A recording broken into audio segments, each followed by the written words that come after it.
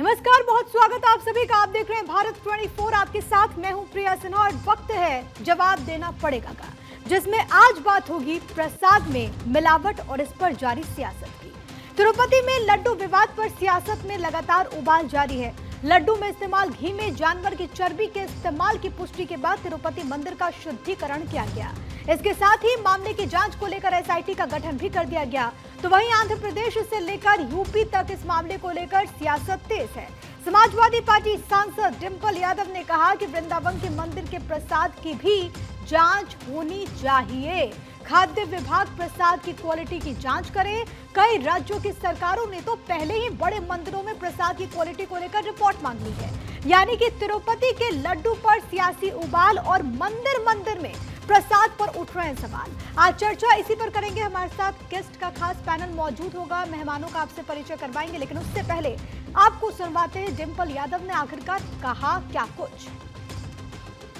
मैं समझती हूँ कि जो ये हमारा फूड अडल्ट्रेशन डिपार्टमेंट है, इसको पूरी तरह काम करना चाहिए और ये जांच बिठानी भी चाहिए। जिस तरह आप बता रहे हैं कि तिरुपति बालाजी के लड्डू में जो अडल्ट्रेशन का मामला आया है, तो ये बहुत ही नाजुक मामला भी है, क्योंकि कहीं ना कहीं ये हमारे श्रद्धा से जुड़ा हुआ मामला है।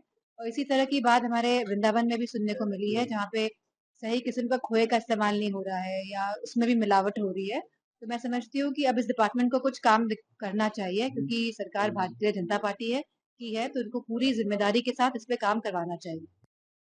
डिंपल यादव को भी आपने सुना, उनकी तरफ से तमाम तरह की बातें कही गई और सीधे तौर पर उन्होंने मांग कर दी है कि वृंदावन के प्रसाद की भी जांच हो। खास मेहमान इस वक्त मौजूद हैं हमारे साथ, परिचय करवा दूं। हमारे साथ यश श्रीवास्तव, प्रवक्ता कांग्रेस पार्टी, इस वक्त मौजूद है। पंडित अजय गौतम, धर्मगुरु के तौर पर भी हमारे साथ मौजूद है। आप दोनों का स्वागत करती हूँ। कौशल कांत मिश्रा, प्रवक्ता बीजेपी के, हमारे साथ कनेक्ट होंगे। लेकिन सबसे पहले पंडित अजय गौतम, आपके पास ही आते हुए, जब जब ये खबरें सामने आती हैं, क्योंकि सनातन संस्कृति में प्रसाद का भी अपना महत्व होता है, कोई मंदिर नहीं जा पाता तो उसके मन में लालसा होती है कि कम से कम प्रसाद का कुछ दाना मिल जाए। अगर प्रसाद में भी इस तरीके का मिलावट होगा, और ये नहीं कि सिर्फ एक जगह पर, बाकी जगहों से भी अगर ऐसी तस्वीर सामने आती है, तो जाहिर है कि मन में जो विश्वास रहता है वो डगमगाने लगता है। बतौर धर्मगुरु आप इसको लेकर के क्या कहेंगे? देखिए, शास्त्र में मंत्र आता है, अन्नम चतुर्विधम स्वादु रसे षड्भी समृद्धम भक्ष भोज्य समायुक्तम नैवेद्यम प्रतिगृह्यताम। मतलब कि प्रसाद वो एक ऐसी वस्तु है जिसे हम देवता को अर्पण करते हैं और उसी में से एक हिस्सा लेके खुद को, अपने आप को भाग्यशाली मानते हैं। उसे अपनी सुख समृद्धि के लिए अपने घर में ले जाते हैं, स्वयं भी ग्रहण करते हैं और अपने बाकी जो इष्ट बंधु हैं उनको भी हम ग्रहण कराते हैं। तो प्रसाद का हमारी पूजा पद्धति में, सनातन पद्धति के अंदर बड़ा ही महत्व है। लेकिन जिस तरीके से तिरुपति बालाजी की ये जो घटना सामने आई है, अंबानी, इससे मन इतना व्यथित है, मन अंदर से इतना कचोटता है कि बताइए, जिस देश के अंदर भगवान के प्रसाद के अंदर अगर चर्बी मिलाई जा रही है, तो वहाँ का फूड सेफ्टी डिपार्टमेंट, वहाँ की राज्य सरकार, वहाँ का प्रबंधक, वहाँ के मंदिर के जो जितना भी प्रशासन है, इन लोगों को क्यों ना ईश निंदा कानून के अंदर कठोरतम सजा देनी चाहिए। चाहे वहाँ के तत्कालीन मुख्यमंत्री जगनमोहन रेड्डी, जिनकी आस्था सनातन धर्म पे ना होके एक विषय किसी और धर्म में हो, एक ऐसे ही इसी तरीके के लोग, मैं कहता हूँ सनातन धर्म के मंदिरों में उन लोगों को क्यों व्यवस्थापक, मैनेजर या कोई भी महत्वपूर्ण जिम्मेदारी दी जाती है जिनकी सनातन धर्म में आस्था क्यों नहीं है? क्या वक्फ बोर्ड के अंदर किसी हिंदू को पदाधिकारी बनाया जा सकता है? क्या चर्च के अंदर किसी भी व्यवस्था के अंदर हिंदुओं को लिया जा सकता है? लेकिन सनातन धर्म से जुड़ी हुई जितनी भी हमारे मंदिर हैं, मठ हैं और जितनी भी हमारे इस तरीके के देवस्थान हैं, वहां पर जान के ऐसे लोगों को जिनकी सनातन धर्म में आस्था नहीं है, उन्हें किसी ना किसी तौर पर कोई ना कोई प्रभार दिया जाता है, दायित्व दिया जाता है, और वो अपनी नफरत को निकालने के लिए इस तरीके के अपराध, अक्षम्य अपराध, मैं कहता हूं कि इस तरीके के पाप किया करते हैं जिसकी सनातन धर्म के अंदर कोई माफी नहीं है।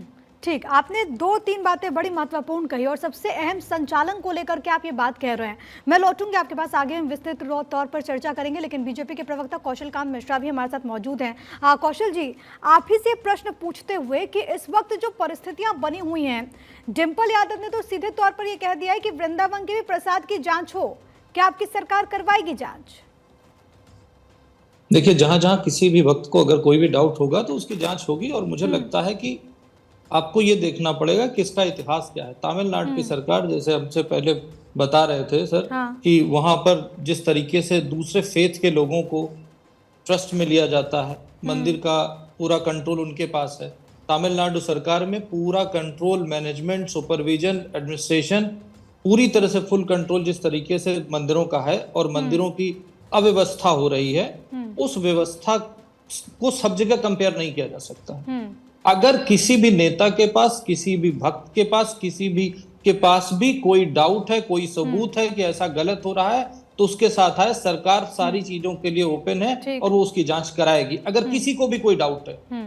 ठीक, लेकिन आप देखिए जिस तरह से तमिलनाडु में, प्रिया जी आप देखिए, तमिलनाडु का इतिहास बताता हूं। तमिलनाडु में सरकार का एफिडेविट दे करके मानना है कि 2015 में उन्होंने ये कहा था कि वो मंदिरों से लगभग 5 लाख किलो, मैं अपने शब्दों को दोबारा बोल रहा हूं, मंदिरों से 5 लाख किलो सोना ले चुके हैं तमिलनाडु, पूरे तमिलनाडु के मंदिरों से।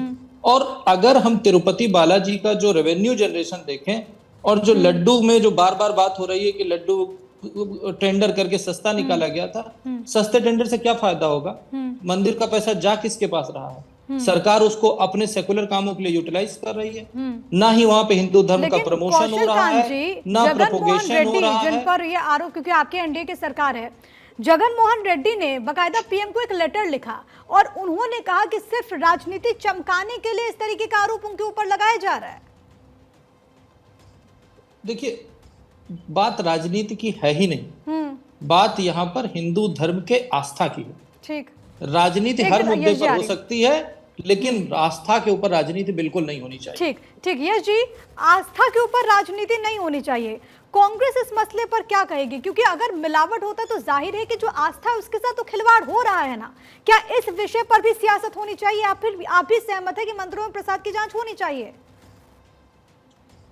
देखिए, निश्चित रूप से ये मामला हमारे लिए गंभीर है और बहुत देर से कौशल जी तमिलनाडु के पीछे पड़े हैं। मामला आंध्र प्रदेश का है, पता नहीं वो तमिलनाडु की बात क्यों कर रहे हैं। लेकिन हम यहाँ पर कुछ बहुत जरूरी बातें शायद या तो नजरअंदाज कर रहे हैं या हम चाहते नहीं है। हमसे मेरा मतलब आप नहीं है एंकर महोदया।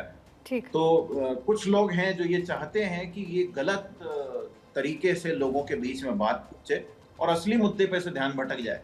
हम ये भूल रहे हैं कि जिस कंपनी ने ये मिलावटी माल सप्लाई किया उसकी जांच सबसे पहले होनी चाहिए, वो कंपनी अमूल है। हम ये भी भूल रहे हैं कि ये रिपोर्ट जुलाई में आ गई थी। 2 महीने तक इस सरकार ने, यानी कि टीडीपी जो नायडू साहब है वो और बीजेपी, क्योंकि ये लैब टेस्ट जो है वो आंध्र प्रदेश से गुजरात जाके हुआ है, ना हैदराबाद ना बेंगलोर, ये गुजरात की लैब टेस्ट है और जुलाई की रिपोर्ट रखी हुई। तो 2 महीने से अगर भक्त मिलावटी प्रसाद खा रहे हैं, तब किसी धर्मगुरु को क्यों नहीं रोष हो रहा कि 2 महीने से नायडू साहब की लापरवाही से भक्त जो है वो मिलावटी प्रसाद खा रहे हैं। हम यहाँ पर धर्म को टारगेट करने में लगे हुए हैं, जबकि हम ये भूल जा रहे हैं कि इतने लंबे इतिहास में कभी ऐसा मामला सामने नहीं आया। आज हमारे महान प्रधानमंत्री जी की महान हिंदूवादी सरकार में ये मामला सामने आया। नहीं यश जी, तो इस बारे में टारगेट बना रहे हैं। एक मिनट, इस बारे में सीएम नायडू की तरफ से तो ये कहा गया है कि हम एकदम से तो नहीं कह सकते ना, पूरी विस्तृत जांच हुई है उसके बाद रिपोर्ट को सार्वजनिक किया गया। नहीं, एक मिनट, एक तिरुमला मंदिर कोई छोटा मोटा मंदिर नहीं है। इतने बड़े मंदिर में यदि जांच रिपोर्ट की पुष्टि आती है कि इसमें मिलावट है, तो आपको सावधानी बरतने के लिए तुरंत मंदिर को अलर्ट करना चाहिए और भक्तों को भी अलर्ट करना चाहिए। ठीक। इसका कोई बहाना नहीं हो सकता है कि हम एकदम से, मतलब क्या, आपके पास लड्डू का सैंपल गुजरात भेजने का समय है, आपके पास उसको 2 महीने तक बैठा के रखने का समय है। 2 महीने में क्या प्रोग्रेस है इस मामले की? क्या कोई दोषियों पर कार्रवाई हुई? क्या किसी की गिरफ्तारी हुई? क्या मंदिर में कोई विस्तृत जांच की इस बात सामने आई? कुछ नहीं हुआ। आप 2 महीने से वो रिपोर्ट रख के बैठे हुए थे। ठीक। आज आपको याद आई, आपने मामला फैला दिया।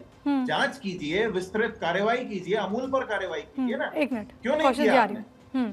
ठीक, कौशल जी जवाब दीजिए। और ये प्रश्न है कि जब जुलाई में ही रिपोर्ट सामने आ गई थी तो इतना वक्त क्यों लगा? देखिए, कांग्रेस के प्रवक्ता कह रहे हैं कि वक्त क्यों लगा।